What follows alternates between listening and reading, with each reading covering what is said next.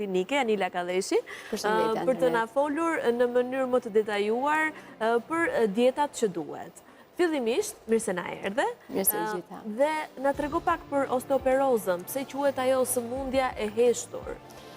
Quhet një sëmundje e heshtur sepse ne gjithmonë mendojmë se do jetojmë 1000 vjet. Mendojmë se çdo gjë me kalimin e viteve e kemi të rregulluar, e kemi të sistemuar në organizmin ton, por quhet e heshtur sepse kjo zbulohet vetëm në momentin kur ne bëjmë një frakturë. Po jo një frakturë në një moshë të re, por në një frakturë e cila ndodh diku pas viteve 50. Jo më kot, 1/3 gra është e prekur dhe kryesisht në periudhën e menopauzës, ku në menopauzë përthithja e kalciumit, le themi elementit kryesor ndoshta që mban të fortë kockat tona, bëhet më e pakët. Por gjithashtu edhe tek meshkujt, 1 ndër 5 meshkuj vuajnë nga osteoporoza. E thashë më përpara quhet e heshtur sepse nuk është se ka ndonjë simptom ose ndonjë të jetë e dukshme, le themi, por në momentin që ne kemi një frakturë, arrim të zbulojmë që mund të kemi humbje të dënsisë kockore, si rrjedhoj e mungesës së vitaminës D, mungesës së kalciumit, mungesës së magnezit, një sër faktorëve dhe një dietë jo korrekte ushqimore. Meqense jemi te kjo pjesa që është sëmundje e heshtur dhe siç e specifikove kap më shumë pas një moshe të caktuar që mund të jetë 50 vjeç që shfaqet ndoshta edhe më shumë prezencën e saj. A mund të zbutet goxha nëse bëjmë analiza përpara kësaj moshe apo Po, është e vërtet që matja e dënsisë kockore në fakt duhet të fillojë në një moshë pak më të re, le themi, tek 40 ndoshta, do të ishte shumë e mirë për të matur dënsinë kockore për të parë se çfarë nevojash kanë kockat tona. Natyrisht gjithë organizmi ynë duhet të ushqehet shëndetshëm dhe ky është një investim më i mirë për një shëndet të mirë. Por nëse ne e lëmë në momentet e fundit dhe kemi arritur që të humbim të dënsi kockore, patjetër që frakturat do të jenë më pak të riparueshme dhe më të shpeshta ndodhin, kryesisht tek ijet, tek këmbët, por gjithashtu edhe tek nyjet tona mund të ndodhin fraktura të shpeshta dhe shumë të vështira për të rikuruar apo ringjitur, le themi, për arsye të humbjes së dënsisë kockore që ka ndodhur si rrjedhoj i një regjimi ushqimor jo shumë të shëndetshëm. Ndaj dhe ne sot do të tregojmë më shumë për regjimin ushqimor të shëndetshëm, e konkretisht do të sillim edhe një dietë apo jo specifike për këtë problematik. Le të flasim në terma të përgjithshëm një herë për ushqimet që të bëjnë mirë dhe ato ndoshta edhe që duhet t'i largojmë nga dieta. Gjithmonë duhet kemi parasysh që të kemi një shëndet të mirë në organizëm, natyrisht nuk është një çelës magjik i cili të rregullon gjithçka në organizmin tonë sa hapen mbyll syt. Është një investim i vazhdueshëm, një investim që duhet që në moshën pediatrike dhe duke vazhduar deri në moshën e thyer, duhet të jetë shumë i kujdesshëm dhe shumë i shëndetshëm. Po cila është baza për të zhvilluar eshtrat të forta, kockat të forta? Natyrisht është kalciumi. Dhe e thash dhe në periudhën e menopauzës, duke mos u prodhuar hormoni estrogenit, shfaqet më të dukshëm tek femrat sesa tek meshkujt, përderisa dhe rezultatet janë 1/3 tek femrat dhe 1/5 tek meshkujt. Por kalciumi është një element i cili është shumë mirë për të përthithur dhe për të marrë nga ushqyerja e shëndetshme dhe jo nga suplementet. Shumë shpesh ne shikojmë që njerëzit vrapojnë sapo dëgjojnë Anilën që thot diçka të mirë për kalciumin edhe vrapojnë në dyqane e suplementeve ose në farmaci për të marrë suplementin e kalciumit.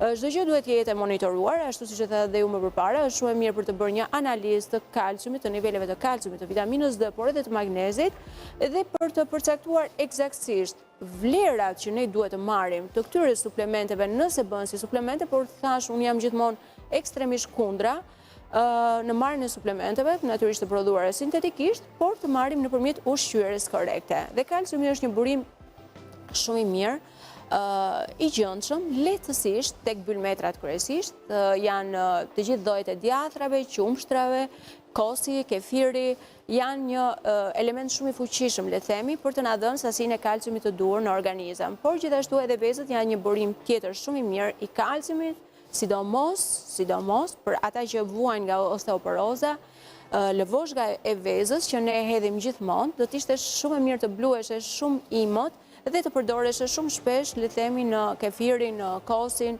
në formën e një smoothie, do të ishte shumë e mirë. Natyrisht e bluar. Ne që e vrasim mendjen kur na mbet ndonjë copë nga lëvorja tek veza, po pas ka qenë shumë e mirë madje. Gjithmonë duhet jetë e bluar me shumë kujdes. Po për stomakun që është me problem. Shumë kujdes, edhe për shikëzën e urinës nuk është e mirë, kështu që do të ishte shumë e mirë që të bluhesh shumë fort, edhe tek lëvoshka e vezës ne kemi kalcium me shumicë. Pra të ketë në një pluhur. Po. Gjithashtu, brokoli, lule lakra, lakra e shile, lakrat e egra, lakrat e Bruxellit janë një tjetër element shumë i fuqishëm për të na dhënë sasinë e duhur të kalciumit që ne duhet konsumojmë. Edhe thjerëzat, bizelet, mashurkat, bishtajoret, pra familja bishtajoreve, është një tjetër, le të themi, element shumë i fuqishëm me kalcium, por duhet pasur parasysh që këto, kur gatuan, është e mira që të lihen në ujë për një kohë të caktuar, në mënyrë që të nxjerrin fitate të cilat pengojnë përthithjen e kalciumit. Pra nëse kemi një ushqim shumë të mirë, i cili na jep mbrojtje apo shtesë ushqimore shumë të mirë të kalciumit, ne duhet jemi të kujdesshëm që këtë shtesë ushqimore të kalciumit ne ta përthithim 100% nga zorët tona dhe nga sistemi ynë tretës. Pra fasule, thjerëzat dhe bishtajoret, ju duhet keni dëgjuar shumë shpesh që thuhet që ujin e parë të zjerës... Po mirë tek fasulet ujin e parë? Jo, nuk është për atë arsye që ju e thoni, nuk është vetëm... Më mendoja që ishte vetëm për këtë arsye. Jo, nuk është vetëm për atë, është sepse përmbajnë shumë fitate. Dhe fitatet pengojnë përthithjen e kalciumit në organizëm, kështu që nëse duam të marrim vlera maksimale ushqimore dhe në sasi të garantuar, patjetër që ne duhet i konsumojmë 2 deri në 3 herë në javë fasule dhe thjerëzat dhe bishtajoret, por gjithmonë duke e derdhur ujin e parë. Një tjetër element shumë e mirë janë dhe farrat, të cilat jo vetëm përmbajnë një sasi të konsiderueshme të acideve yndyrore omega 3, të kalciumit, por gjithashtu edhe të magnezit, i cili është një tjetër element mjaft i rëndësishëm, i cili na ndihmon në përthithjen e kalciumit. Kështu që edhe në forcimin e dënsisë kockore të tonave. Kështu që edhe këto duhet të jenë padyshim një shtesë e shtuar e ushqimeve të shëndetshme. Por çfarë na pengon përthithjen e tyre? Përthithjen e kalciumit kryesisht. Natyrisht janë ushqimet e dëmshme. Alkooli është një element shumë i dëmshëm, por edhe pijet energjike. Për të shëndosur, nuk e di, për çdo gjë thonë alkooli është problematik. E në fakt është për hir të vërtetës. Në momentin që e konsumon ndoshta çliron ato hormonet e lumturisë, endorfinat, por për një periudhë shumë të shkurtër kohore, pra ti më shumë kalon në ekstaz, në dehje, sesa në një shëndet të mirë. Kështu që alkooli është shumë i rëndësishëm për të ndaluar, por dhe pijet energjike dhe pijet me gaz, ajo çfarë është më rëndësishme, duke përmbajtur acid fosforik në përbërjen e tyre, ndikojnë shumë keq në përthithjen e kalciumit. Pra, ti mund të kesh konsumuar pafund qumësht, thjerëza, bishtajore, lakra, ushqime të shëndetshme, dhe nëse ti ke konsumuar një pije me gaz, që ju po më shikoni me shumë kërshëri, patjetër që ky acid fosforik brenda 40 minutave do të bëj nxjerrjen përjashta të këtyre elementeve shumë të rëndësishme, të papërthithura dhe të patretura. Nuk të vlen ajo ushqyerja e mirë. Ke bërë një ushqim jo shumë të shëndetshëm. Ndërkohë, në sfond regjia ka shfaqur një foto me ushqime të ndryshme të cilat përmbajnë edhe vitaminë D.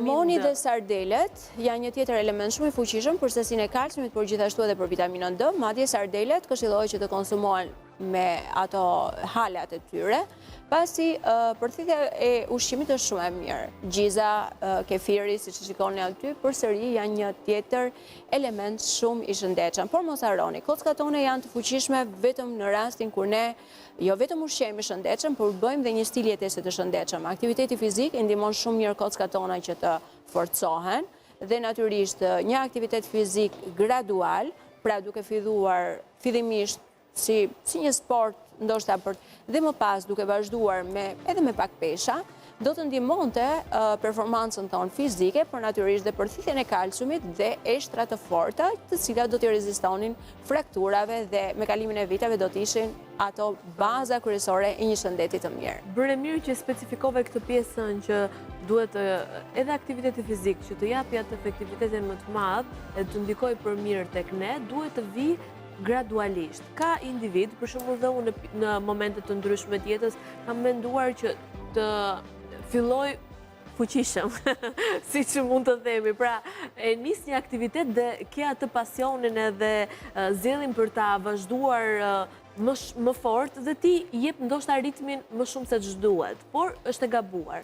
Duhet marr proteinat e shëndetshme edhe muskuli është shumë i rëndësishëm për formimin e mirë, le të themi, të kockës tonë. Kështu që proteinat e marra nga ushqimi nëpërmjet konsumimit të mishit ose të fasuleve, pra proteina bimore apo proteina me origjinë shtazore, patjetër janë një ndihmë shumë e mirë. Natyrisht, duke i shtuar këtu dhe aktivitetin fizik, muskuli jon do na ndihmojë shumë mirë për të mbajtur të rrethuar një kockë të shëndetshme.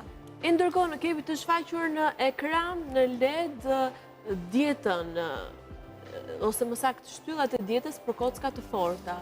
Kalciumi duhet jetë sasia 1200 mg në ditë.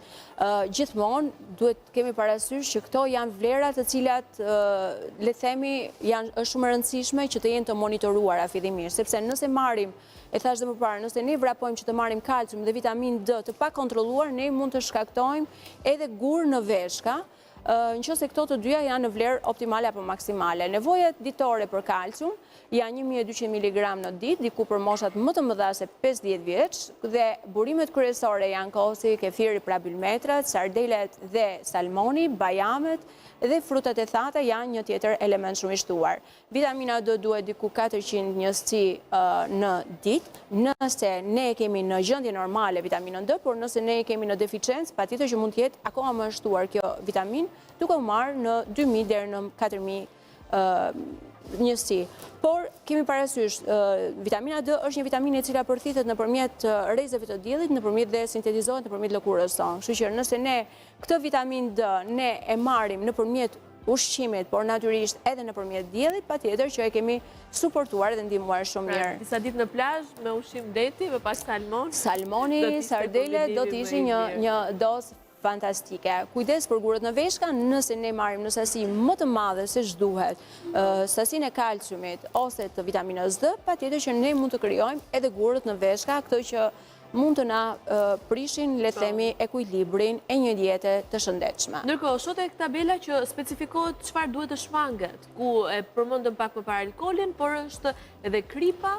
Kripa e tepërt, alkooli dhe dietat e dopta ose të varfra janë një tjetër dëm, le themi, për përthithjen e kalciumit, përthithjen e duhur të kalciumit. Gjithashtu kafeina e tepërt, nëse konsumohet e tepërt më shumë se 1 deri në 2 kafe, ndoshta 2 deri në 3 kafe do të ishte maksimumi. Ndikon shumë. Është e njëjta gjë. Kafeina është një diuretik, kafeina është një diuretik natyral, le themi, dhe në rastin kur ne e marrim me tepëricë, patjetër që ne kemi bërë një pastrim të organizmit pa përthithur ato vitamina dhe ndërkohë duhet ecja shpejt 30 deri në 60 minuta në ditë do të ishte shumë e mirë, ushtrimet me pesha 2 deri në 3 herë në javë, por gjithashtu edhe yoga, kërcimet e lehta, dansi, të gjitha këto do ndihmonin shumë mirë për të shëruar hormone lumturie, për të mos u ndjerë që ti po bën diçka ekstra, por diçka të bukur në harmoni për një jetë dhe një stil jetese të shëndetshëm. Pra të të vi natyrshëm i gjithë për kujdesi për shëndetin.